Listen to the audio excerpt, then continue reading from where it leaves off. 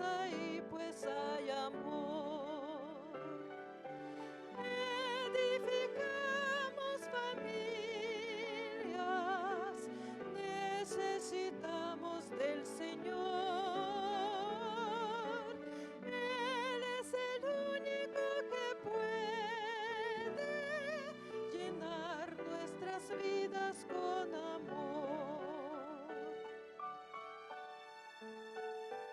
Compartimos sonrisas y alegría, nuestros sueños se vuelven realidad, las palabras de aprecio nunca faltan, si Jesús es el centro del hogar. Edificamos familias, necesitamos del Señor. Él es el único que puede llenar nuestras vidas con amor.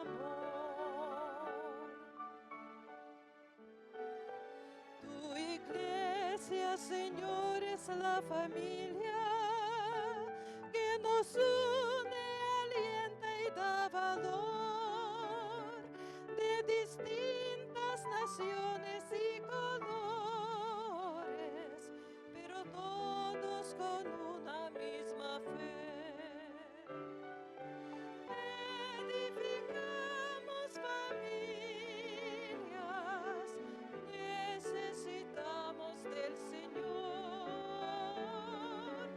Él es el único que puede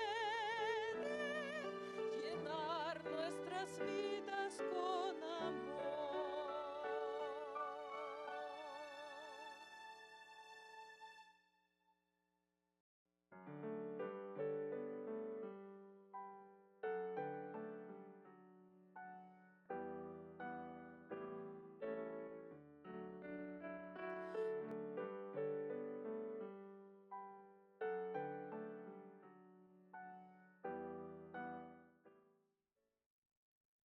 Bienvenidos sean, queridos hermanos, agradecidos estamos al Señor por permitirnos entrar a tu hogar por medio de la red de canales del Evangelio Eterno.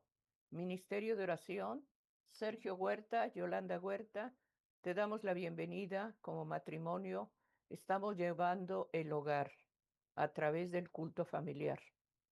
Estamos en este día invitándote para que con nuestra familia, con nuestros hijos, nos reunamos al altar espiritual, orando y suplicando al Señor esa protección que cada uno de nosotros pide al Señor por nuestros amados que muchas veces están en peligro.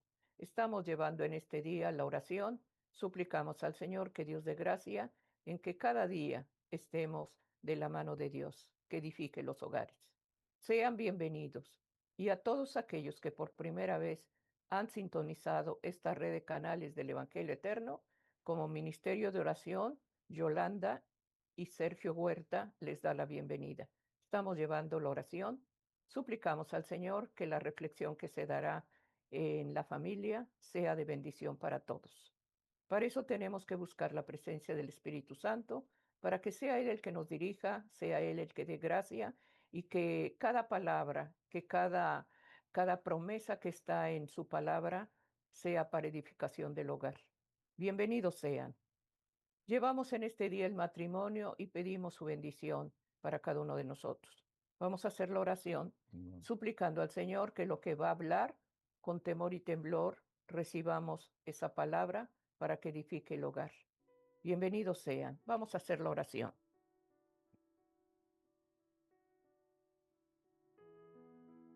Alabado y bendecido seas por toda la eternidad, Hijo de Dios. Recibe la adoración, recibe la gloria y el poder. Digno eres, Señor, de recibir siempre el honor y el poder por toda la eternidad. Alabamos tu presencia, Señor. Gracias, Hijo de Dios, porque todavía intercedes por la causa de todos, porque todavía nos llamas la atención, porque todavía, Señor, estás en ese lugar santísimo, intercediendo por la causa del pecador.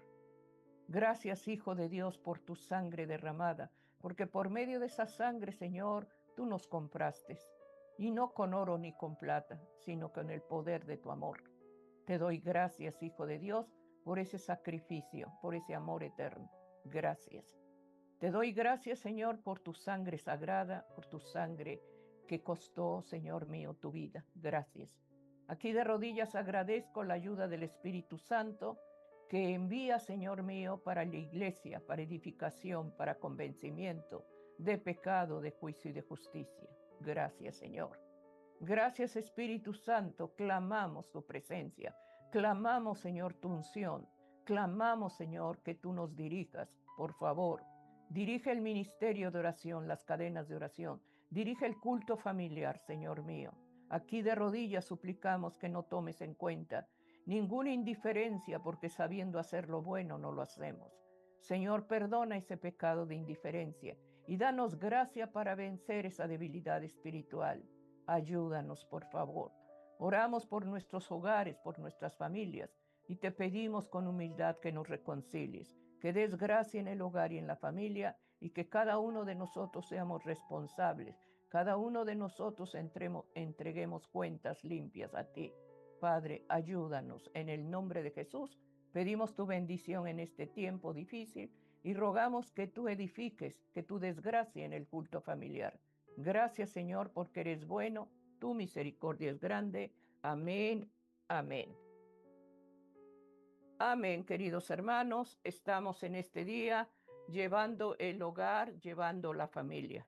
Y quisiéramos poner la base del ministerio de oración, la palabra de Dios, que está en el libro de Mateo 12, versículo 30. Aquí el Señor nos habla a través de su palabra que está expuesta en la pantalla para que tú compruebes que lo que se menciona es palabra de poder, es palabra de consuelo. Aquí dice el Señor, el que no es conmigo, contra mí es, y el que conmigo no recoge, derrama. La reflexión, decídete, no seas neutral. Estamos llevando en este día el hogar y suplicamos al Señor que estemos firmes en lo que Dios nos ha mostrado, que no estemos, hermanos, en dos pensamientos, que tengamos el pensamiento del Señor y para que Dios nos dé gracia está el versículo. El que no es conmigo, contra mí es. Qué triste, hermanos. Estemos pidiendo al Señor que lo que se lleve en este día, decídete, no seas neutral, ni para acá ni para allá, sé firme en la convicción que Dios nos da. Sergio, estamos llevando en este día el culto familiar. Que Dios nos hable a través de esta reflexión. Amén. Así es, hermanos. La palabra de Dios es la que nos habla. La palabra de Dios es la que nos exhorta. En ocasiones es la que nos reprende, pero lo hace, hermanos, por nuestro bienestar, para que sepamos, hermanos, el camino que estamos tomando y para conocer el camino que Dios nos ha marcado, tenemos que buscarlo a través de su palabra. En esta oportunidad estamos considerando este tema. Decídete, no seas neutral. La neutralidad nos provoca ser indecisos y la indecisión muestra la dificultad para decidirte. Puede ser por inseguridad, puede ser por confusión, puede, puede ser por ignorancia, pero la indecisión en el cristiano puede ser una trampa que nos paraliza, que nos conduce a una zona de neutralidad. Eso es lo que hace la indecisión. Aunque conozcamos la verdad, en ocasiones la acomodamos a nuestra conveniencia. Y eso es permanecer en un estado de confort o de neutralidad, que tomamos decisiones aun y cuando conozcamos la verdad, pero la colocamos a nuestra conveniencia. Por eso es la exhortación, decídete no ser neutral. La actitud del hombre, hermano, siempre es cambiante, porque conserva en su corazón y en su mente el egoísmo. porque siempre el hombre procura para sí mismo. Pero a medida en que vamos conociendo la voluntad de Dios por medio de su palabra, ese conocimiento que adquirimos, hermano, nos va haciendo más humildes.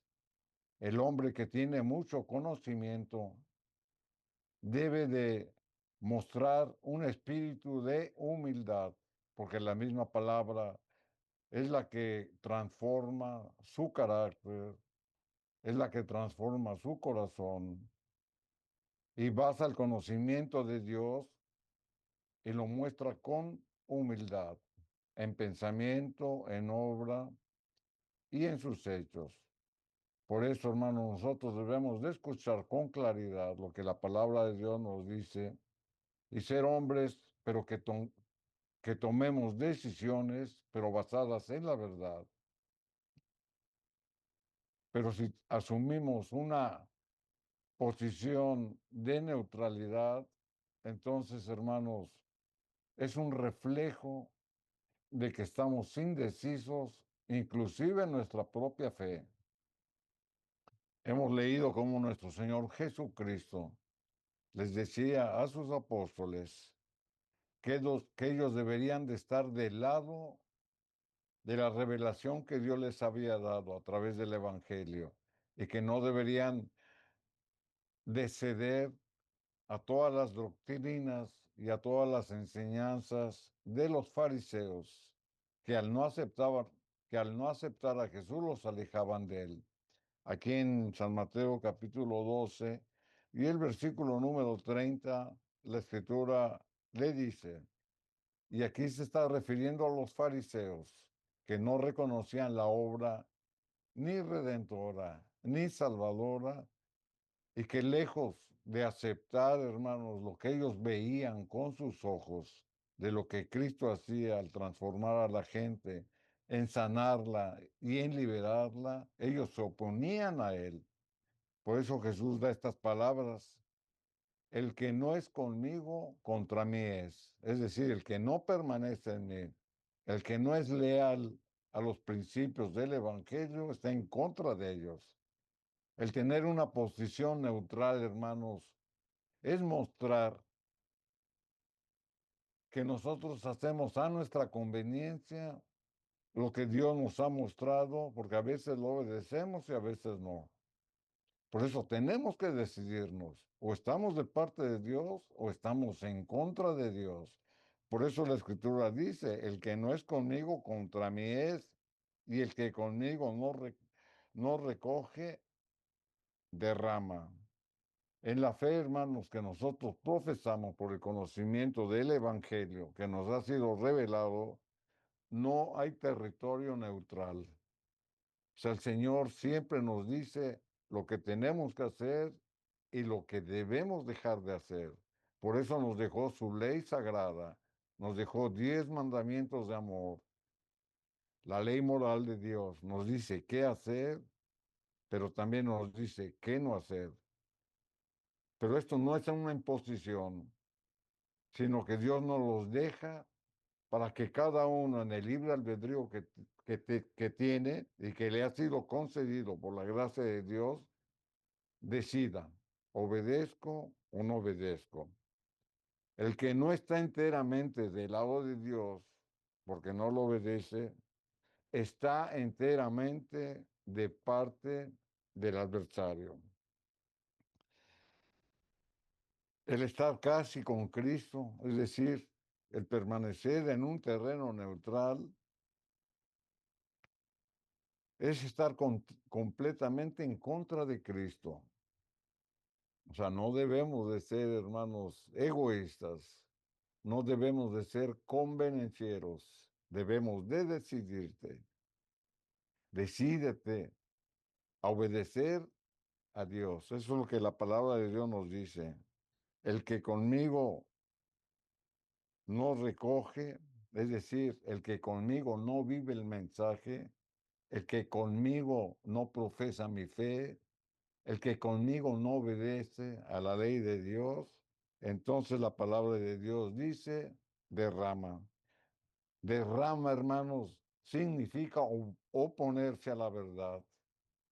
Por eso nosotros debemos estar sometidos a lo que Dios nos dice de una manera voluntaria, pero porque Dios me ha convencido. Amén. Y en el libre albedrío que me da, yo tomo la decisión de serle fiel a Dios. Así que la misma palabra de Dios, hermano, nos dice que debemos de obedecer lo que la palabra de Dios nos dice, tomando en consideración que nosotros lo hacemos de una manera voluntaria. Aquí en Primer Reyes, capítulo 18, versículo 21, el profeta Elías desafía a su pueblo a decidirse entre dos pensamientos.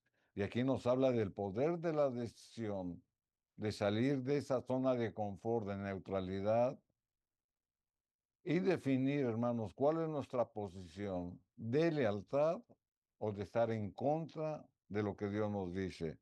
Primera de Reyes, capítulo 18, y el versículo 21, la escritura dice: y acercándose Elías a todo el pueblo dijo: ¿hasta cuándo claudicaréis vosotros entre dos pensamientos? ¿Se da cuenta? O sea, la palabra de Dios es clara. La palabra nos está diciendo, bueno, ¿hasta cuándo te voy a convencer de que si me obedeces a mí, dice el Señor, entonces deja de acariciar todo aquello que se opone a mí?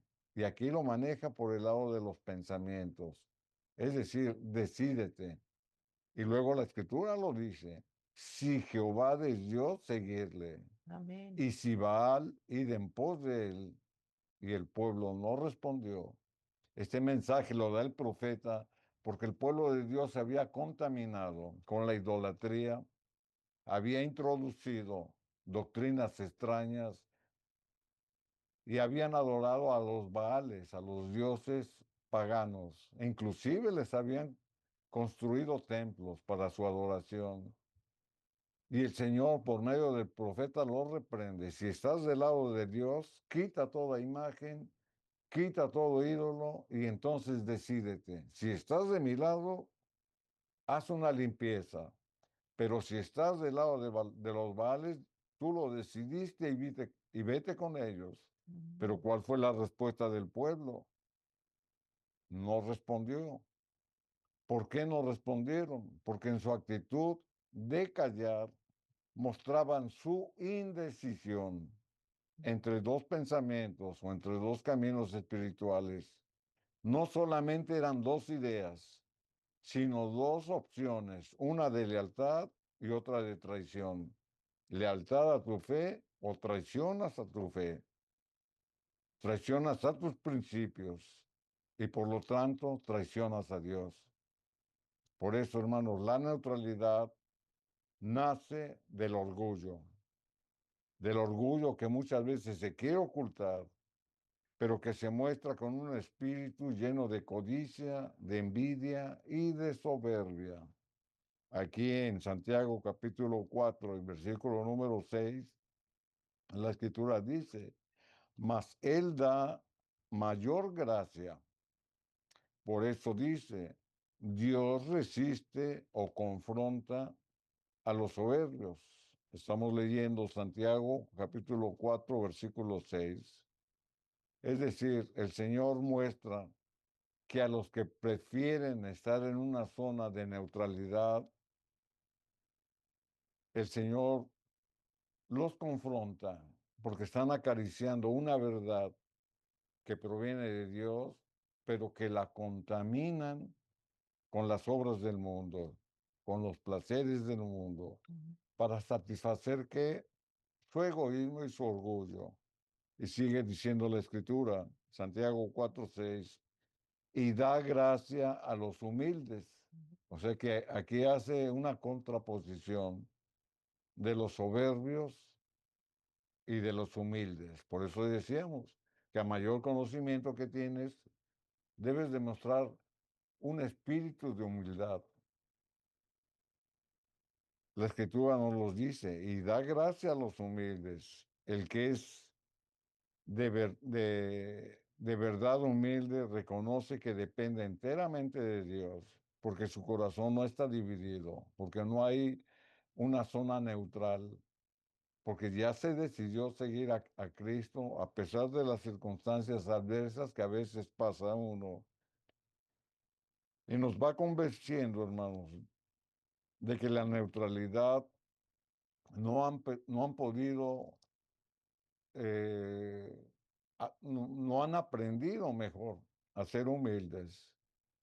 Así que la misma palabra de Dios, hermanos, nos invita a permanecer en el conocimiento del Señor. Todos aquellos que aprendemos de las lecciones de Cristo es porque nos sometemos al Maestro. El Maestro es Cristo y por lo tanto somos sus discípulos, somos sus alumnos. Por eso la misma Escritura nos está diciendo que debemos de ser humildes, que no debemos de permanecer en una zona de neutralidad, que no debemos de tener un carácter indeciso, sino que debemos de permanecer del lado de la verdad. Aquí en el libro de Santiago, capítulo 4 y el versículo número 10, la escritura lo dice, humillaos. Aquí vuelve a insistir en cuanto a la humillación o la humildad que debemos demostrar delante del Señor, y Él os ensalzará.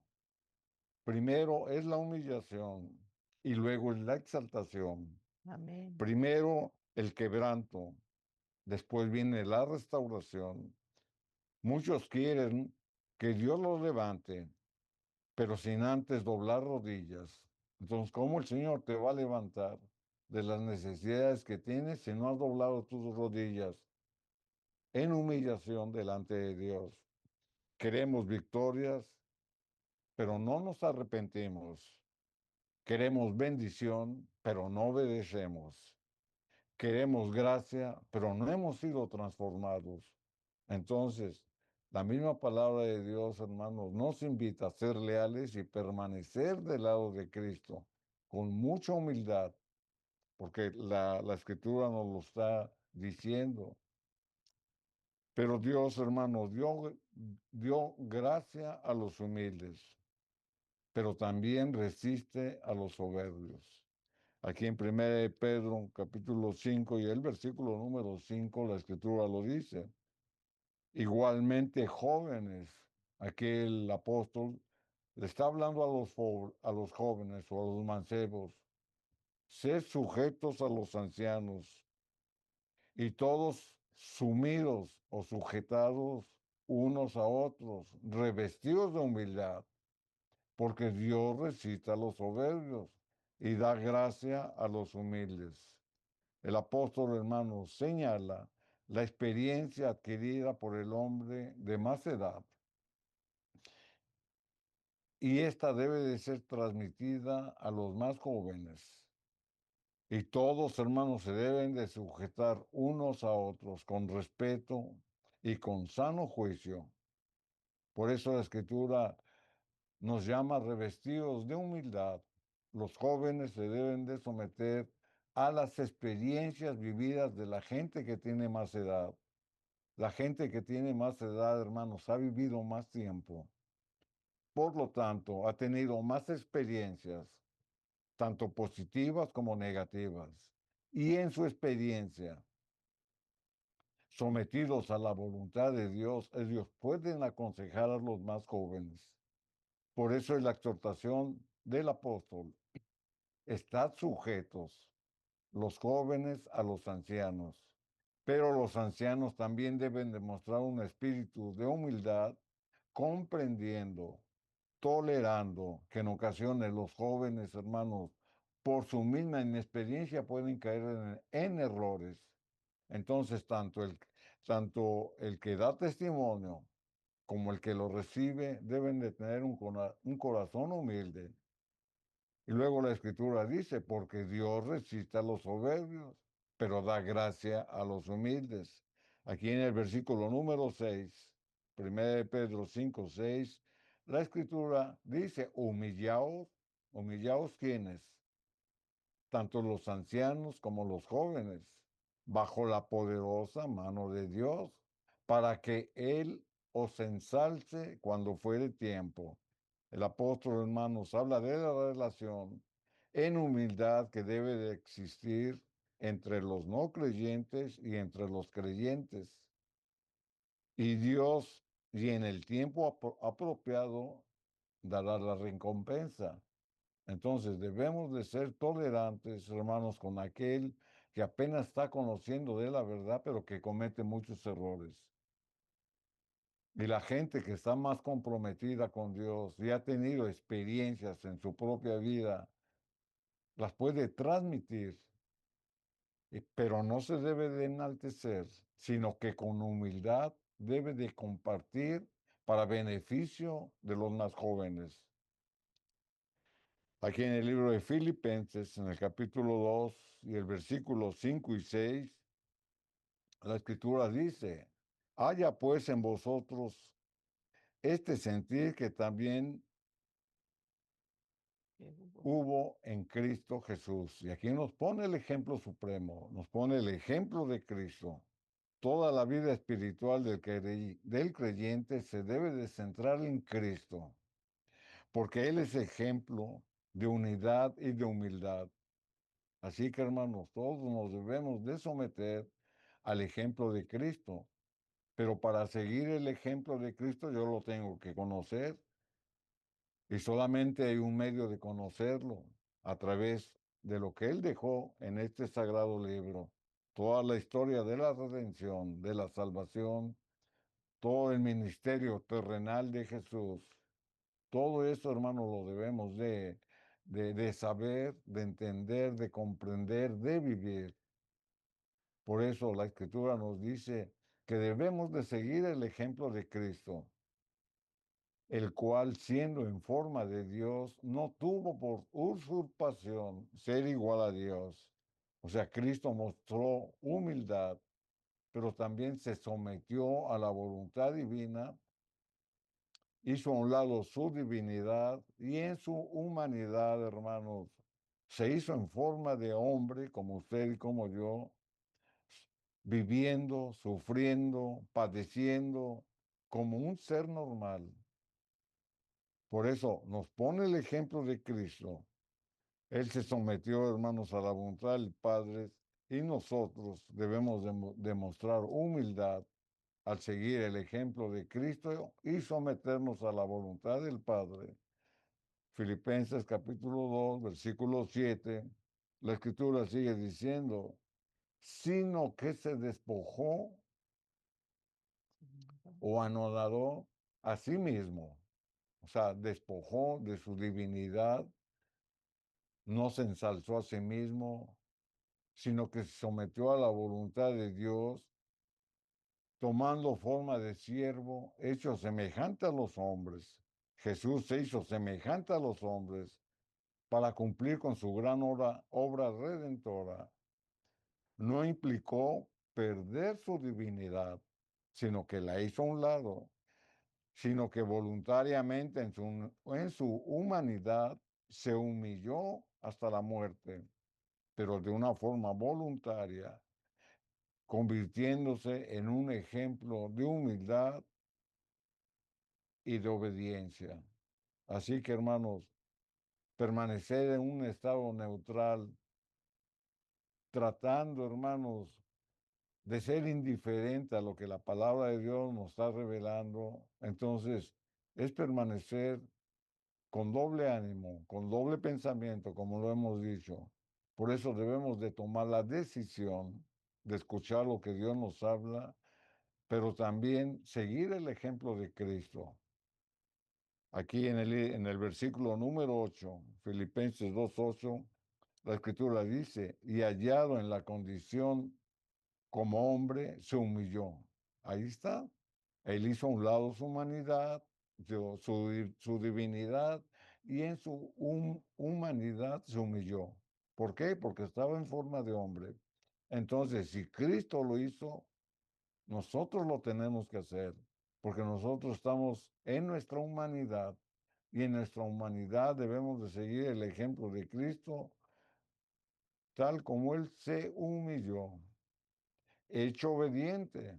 hasta la muerte y muerte de cruz. Así que la misma escritura, hermanos, nos dice que hay que aprender primero a humillarnos delante de Dios, como Cristo lo hizo.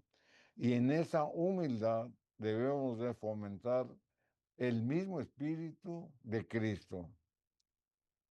Cuando te humillas delante de Dios, hermanos, el Señor pelea por ti. O Amén. sea, todo trae una recompensa. Cuando reconoces tu debilidad, el poder de Cristo se perfecciona en ti. Amén. Cuando bajas su cabeza, hermanos, Él levanta tu vida. O sea que trae recompensas el ser humilde.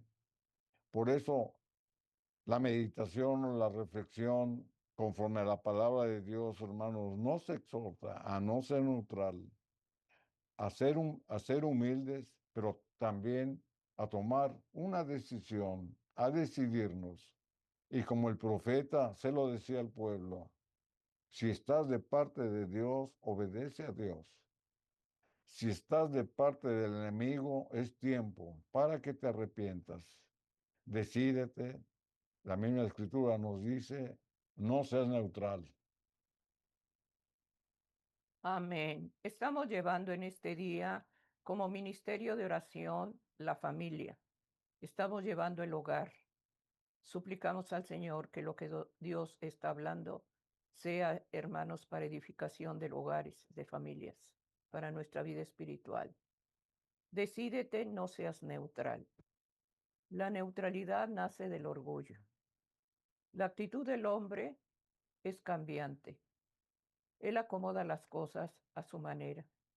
Y muchas veces cuando se conoce la palabra de Dios, uno quiere cambiar las cosas como uno lo decide y no como lo dice la palabra de Dios. La ley de Dios no se impone siempre, hermanos. No es una imposición. La ley de Dios se obedece por amor a Él. Por amor a Él, hermanos, nos habla el Señor para que nuestro hogar esté edificado en ese amor de su presencia. Si cada uno de nosotros fuéramos sensibles a la obediencia a sus principios, a sus mandamientos, tu hogar no estaría desbaratado. No hubiera discusiones, pleitos, malos entendidos en el hogar. Tuviéramos un mismo pensar, no ser neutrales, cogiendo un rumbo, otro rumbo. Seamos firmes en lo que hacemos. Dios nos está hablando en este día. No acomodemos las cosas a nuestra manera, hermanos, porque cuando uno hace lo que tú decides y piensas que eso te va a funcionar y todo te sale mal, estamos comprobando, hermanos, que lo que Dios nos ha hablado no lo estamos haciendo. Por eso en este día estamos llevando el matrimonio a la familia. ¿Cuántos hogares y familias están viviendo una vida de amargura, una vida de tristeza? Y no hay felicidad en el hogar. Todo es monotonía, todo es un ritmo que no nos lleva a nada. Pero si fuéramos sensibles a la voz de Dios, nuestro hogar estaría con gozo. Disfrutaríamos el matrimonio, nos gozaríamos con nuestros hijos. Pero sin embargo, el hogar es un infierno. Y el Señor desea un pequeño cielo en ese hogar. Por eso este día, hermanos, Dios nos está llamando la atención. Echa fuera la neutralidad y el orgullo. Pide al Señor que en este día su voluntad se haga en tu oración. Estamos llevando el matrimonio, estamos pidiendo por el padre, la madre, nuestros hijos, que haya unidad y que haya respeto, ante todo para Dios y luego para los padres, porque se ha perdido, hermanos, el respeto al padre y a la madre. Con una indiferencia se tratan a los padres, no hay amor y no hay respeto, porque lo estamos permitiendo nosotros, porque no estamos haciendo la voluntad de Dios. Por eso en este día estamos llevando el culto familiar. Pidamos que este día haya salido de tu hogar, a tu trabajo, a tu actividad, con una cobertura, con una protección a través de la oración, a través de pedir la bendición para tus hijos, para tu matrimonio, que Dios nos dé la gracia de hogares integrados. Sergio, decídete, no seas neutral. Que la neutralidad en este día la podamos comprender y seamos sensibles a la obediencia a sus Así principios. es, hermanos. Amén. La neutralidad, hermanos, nos provoca ser indecisos. O sea, hemos definido que si nos mantenemos en una zona donde nos negamos a obedecer y en ocasiones usando esa misma verdad obedecemos, entonces esto quiere decir que hay indecisión en nuestra propia vida. Por eso la neutralidad nos provoca ser indecisos, porque nace de una inseguridad. La inseguridad, hermanos, de no mantenernos en la fe. La inseguridad, hermanos, de a veces confiar en lo que Dios nos promete. La inseguridad de conformarnos con el conocimiento que decimos tener, pero que no lo vivimos. O tal vez, hermanos, de una actitud pasiva, de una actitud de indiferencia. Los tiempos que estamos viviendo, hermanos, nos dicen que no debemos de permanecer en ese estado neutral, que debemos de ser hombres, si, y si nos hemos comprometido con Dios, debemos de obedecerlo, debemos de buscarlo a través de lo que nos dejó en su santo registro, pero también debemos de estar orando fervientemente y orando sin cesar, porque eso es lo que nos va a fortalecer en nuestra vida espiritual. Pero también, hermanos, estas actitudes de indiferencia, de pasividad, de conformismo, tal vez de inseguridad, se manifiesta en hechos. Y a veces, hermanos, lo reflejamos porque la forma de nuestro pensar la decimos con palabras.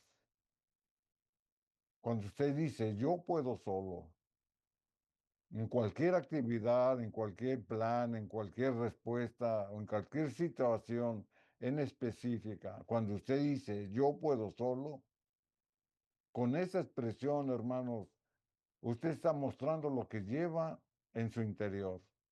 El yo puedo solo está desechando a Dios, porque no está reconociendo, ni se está sometiendo, ni está siendo humilde al poder de Dios.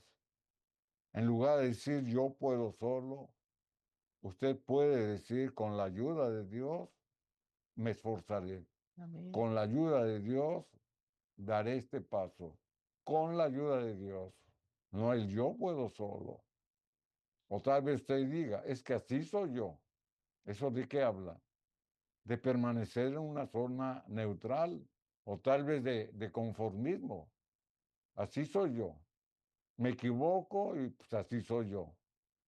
En lugar, hermanos, de tomar medidas y de buscar lo que la palabra de Dios nos dice para quitar ese egoísmo, porque esa expresión, así soy yo, muestra un egoísmo.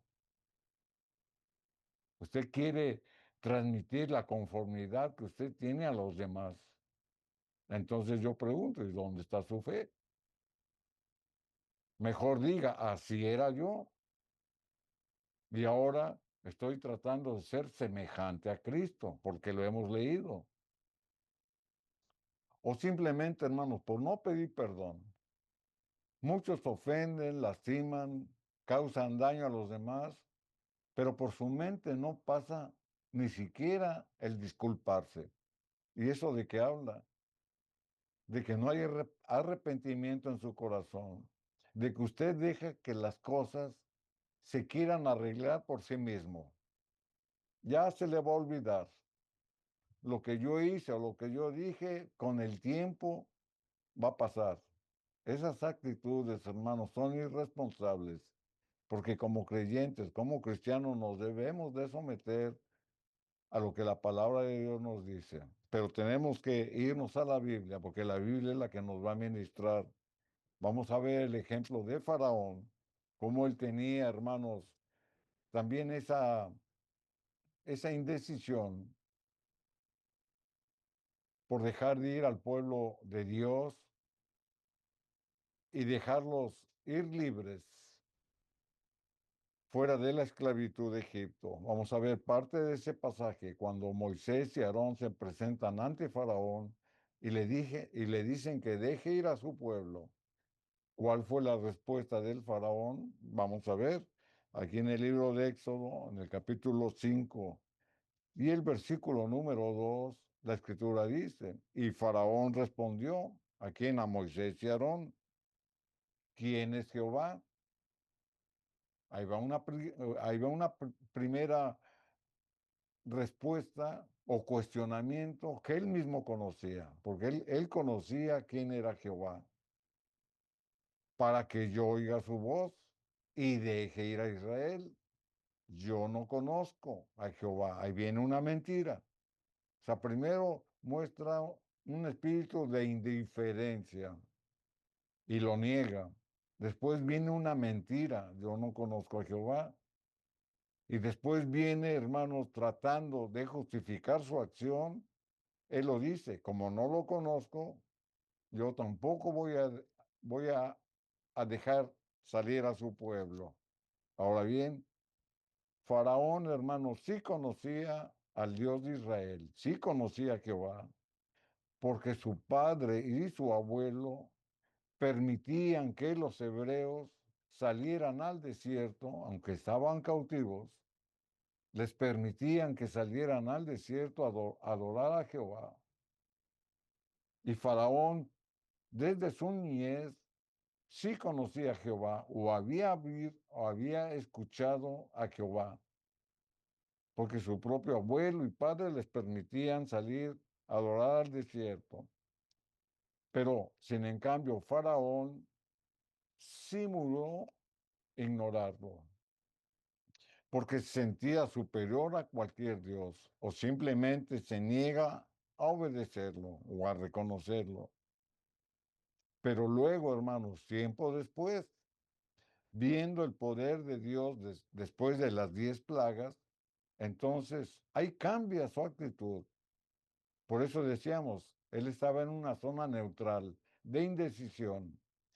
Aquí en Éxodo capítulo 9, versículo 27, la escritura dice, entonces Faraón envió a llamar a Moisés y a Aarón y les dijo, he pecado, esta vez Jehová es justo 29. y yo y mi pueblo impíos. ¿Se da cuenta? Primero había dicho que no lo conocía. Primero había dicho que no iba a hacer lo que le estaban solicitando, que no había escuchado a Jehová. Y hemos visto por su respuesta que sí conocía a Jehová. Entonces estaba mintiendo porque permanecía en una zona neutral. He pecado. Esta vez Jehová es justo. Entonces aquí cambia totalmente su percepción. 29. Y yo y mi pueblo impíos. Faraón, hermanos, simula humillación, pero lo que en realidad él pretendía es que las plagas cesaran. Pero Moisés intercede y las plagas cesan, porque tomó la palabra del faraón cuando dijo, Jehová es justo. Entonces Moisés dijo, bueno, está reconociendo que Jehová es justo y que ellos son impíos, entonces van a cesar las plagas. En este caso, hermanos, era la última plaga, la plaga del granizo, que había traído, como todas las demás, destrucción y muerte. Y al cesar esta plaga, el corazón del faraón se endurece, ahí cambia, y no deja ir al pueblo mostrando una mezcla de resistencia, de conveniencia y de orgullo. Y eso lo leemos aquí en el versículo número 34, Éxodo 9, 34. Y viendo Faraón que la lluvia había cesado y el granizo y los truenos, perseveró en pecar. ¿Se da cuenta? O sea, todo aquel que permanece en una zona neutral es una persona indecisa, que a su conveniencia, hermanos, a veces busca las cosas de Dios y piensa que todo está bien cuando está pecando. Aunque él diga como Faraón, es que yo reconozco a Jehová que es justo y que nosotros somos impíos, cuando cesaron las plagas, él cambió su pensamiento porque mostró su verdadera intención en su corazón. Y así nos pasa. Cuando tenemos un problema, una tribulación, una circunstancia adversa, oramos, pedimos, lloramos y le pedimos al Señor que sea bondadoso con nosotros. Cuando el Señor, hermanos, por su bondad o por su misericordia, nos saca de esa situación, la actitud de muchos hermanos es olvidarse de Jehová. Y entonces vuelven a su vida común, como en el caso del faraón. Dice la escritura, perseveró en pecar y agravó su corazón él y sus siervos. El faraón, hermanos, no negó la existencia de Dios. Decía, yo conozco al Dios de Israel, pero sin en cambio lo había negado. Lo minimizó. Tampoco al ver su poder se humilló, simuló hacerlo, porque dice, Jehová es justo y yo soy impío. O sea, tomó una posición disfrazada, endureció su corazón. Así que hermanos, aquí aprendemos que el mayor enemigo del hombre es el hombre mismo, y lo vemos aquí en este ejemplo, que por conveniencia y de acuerdo a las circunstancias permanecen neutrales. Cuando todo va bien, hermanos, alabamos a Dios y sentimos que Él nos bendice, aunque estemos pecando.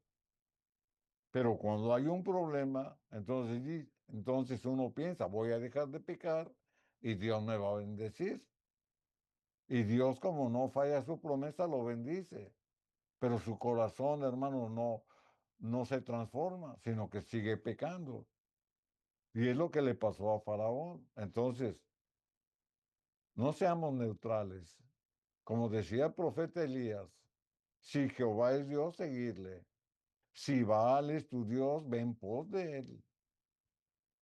Así que la misma escritura, hermanos, nos anima, nos señala a que no seamos convenencieros, sino que de acuerdo a las circunstancias, hermanos, nosotros actuemos con fe. Humillarse ante Dios, hermanos, es romper con el orgullo. Y no es emotivo, sino que es por convicción. O sea que el mismo Señor nos enseña que debemos de estar convencidos por lo que Él nos promete. Y yo adquiero sus promesas, hermanos, pero no por mi conveniencia, sino por humildad. Yo las tomo, Amén. porque si bien es cierto, la misma escritura nos dice que vamos a pasar por tribulaciones, tengo que estar preparado. Y una manera de prepararme, hermano, es seguir el ejemplo de Cristo, porque ya lo leímos. Cristo hizo a un lado su divinidad para que en su humanidad, hermano, sintiera lo que nosotros sentimos. Así que la Biblia, hermanos, también nos exhorta a humillarnos en toda situación delante de Dios. Pero esto implica, hermanos, que tenemos que hacer algo. Tenemos que reconocer los errores, pero sin justificarlos. O sea, cuando usted, hermano, comete un error o comete un pecado, lo tiene usted que reconocer y no tratar de justificarlo. Eso es ser humilde.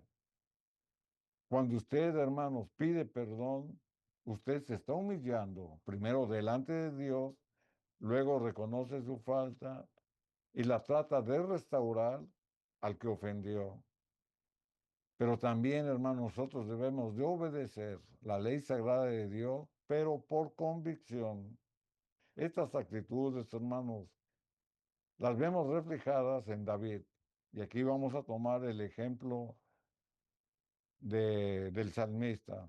Él pecó de una manera grave y él lo reconoce cuando el profeta Natán lo confronta. Antes de leer el versículo, hermanos, vamos a dar un contexto. David había pecado, adulterio con Betsabé, y mandó a matar a Urías. O sea, doble pecado ahí.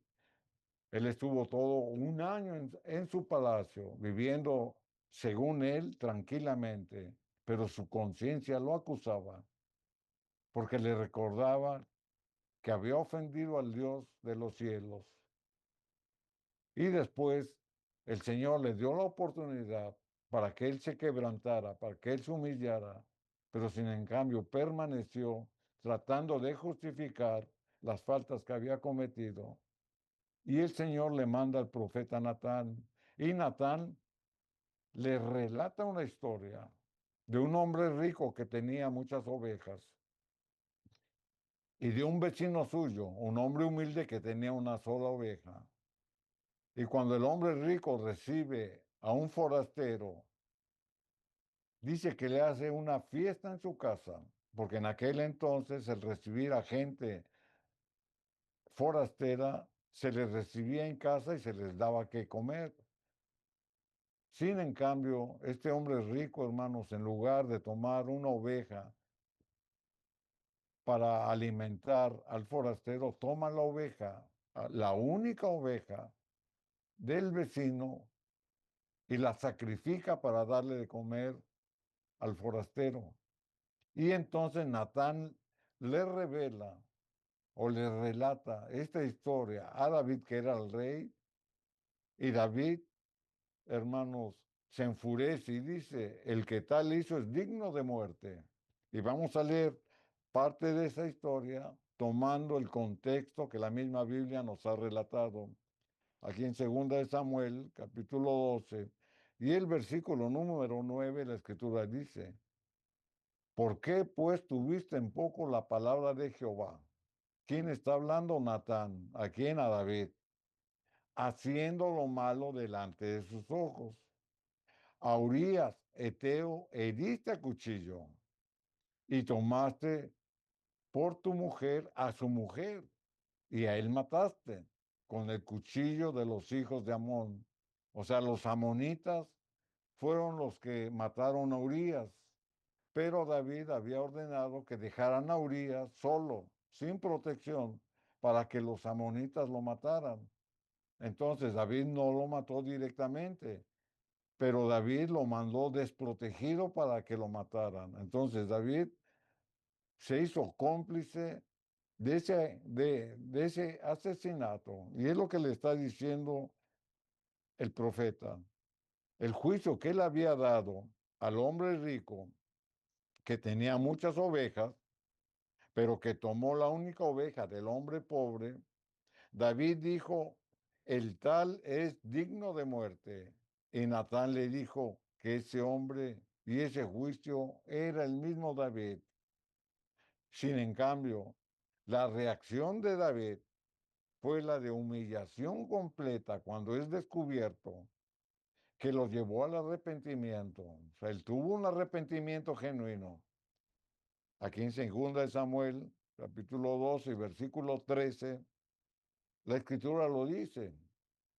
Entonces dijo David, a quien a Natán, pequé contra Jehová. Ahí está. Él reconoció su falta. Él se humilló delante de Jehová. Y él lo confiesa, pequé contra Jehová. Eso es humillarse, eso es reconocer tu falta. Y Natán dijo a David, también Jehová ha remitido tu pecado, es decir, te ha perdonado, no vas a morir. Así que la misma Biblia nos enseña que humillarse, hermanos, es por convicción, o sea, reconocer tu falta, no justificarla, reconocerla. Y esto, hermanos, no es emocional, esto es de convicción. Por eso Dios busca, hermanos, corazones humillados y perdona, aunque en su justicia puede haber consecuencias, como las sufrió David. Él se arrepintió, Dios aceptó su arrepentimiento porque se humilló, pero sin en cambio Dios en su justicia permite que de los errores que cometió vinieran consecuencias. Porque si es cierto, Dios lo perdona, pero también, hermanos, le dice que va a sufrir consecuencias, porque es la justicia de Dios. Y así nos pasa a nosotros. Cuando ofendemos, lastimamos a alguien, y como David nos humillamos, pedimos perdón, nos arrepentimos, el Señor nos otorga el perdón. Pero sin en cambio esa falta, hermanos, trae consecuencias y son las que debemos de afrontar con responsabilidad. Lucas capítulo 14, versículo 11, la escritura dice, porque cualquiera que se enaltece será humillado, y el que se humilla será enaltecido, será ensalzado. El principio, hermanos, que aquí se anuncia, ataca la raíz del orgullo, el deseo de ensalzarse, que es enaltecerse ante los demás.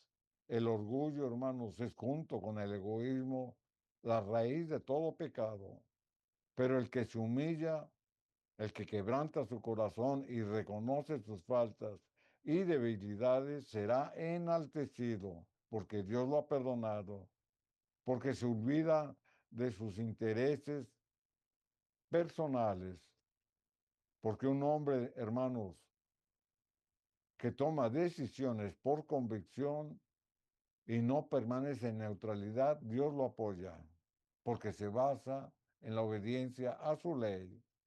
Jesús mismo, hermanos, dio el ejemplo supremo de humildad, porque se humilló ante el Padre. Filipenses capítulo 2, versículo número 8, la escritura dice, y estando en la condición de hombre, se humilló a sí mismo, Cristo, haciéndose obediente hasta la muerte y muerte de cruz. Jesús, hermanos, se sometió a la voluntad del Padre. Y este acto supremo de humillación culminó cuando Cristo murió en la cruz del Calvario. Nosotros, en nuestra vida, debemos de morir junto con Cristo al pecado, a la vida antigua. Debemos de resucitar junto con Jesús a la nueva vida que Cristo nos da. Así que, hermanos, ¿cuál es la conclusión de lo que la Biblia nos ha ministrado? No seas neutral. Humíllate delante de Dios. Cree en su palabra y sus promesas. Deja que el Señor Amén. transforme tu vida. Deja que Él haga lo que tú no puedes hacer. Decídete a permanecer en la fe. Así que, hermanos, la Biblia nos ha mostrado y enseñado que la neutralidad nos provoca ser indecisos. Y un cristiano, un creyente comprometido, no puede ser indeciso. Amén. Así que decídete, no ser neutral. Dios nos ha hablado, hermanos, a través del culto familiar. Seamos sensibles a la voz de Dios. Vamos a consagrar este tiempo de oración y el hogar en las manos del Señor. Gracias te damos, Señor, porque nuevamente tu palabra ha sido expuesta y rogamos la presencia sagrada de tu Santo Espíritu, que aquel que buscó tu rostro, aquel que está poniendo su hogar, rogamos por las familias, por los hogares, los matrimonios, suplicamos, Señor, que tu bendición se derrame en cada necesidad, en cada petición, que cada lágrima que se derrama con fe, tú la escuchas, Señor. Y rogamos humildemente por los matrimonios, por nuestros hijos, nuestros nietos, te pedimos tu bendición. Seamos obedientes y sensibles para que llevemos en nuestro hogar la oración a través del culto familiar. Gracias te doy, Señor, por tus misericordias que cada día son nuevas. Gracias te doy, Padre, en el nombre de Jesús lo suplicamos todo. Amén, amén. Amén, queridos hermanos, agradecidos estamos al Señor por este tiempo en el cual llevamos la familia. Que la paz de Dios esté en cada uno de nosotros y vivamos en la atmósfera de la oración, sirviendo al Señor. Amén.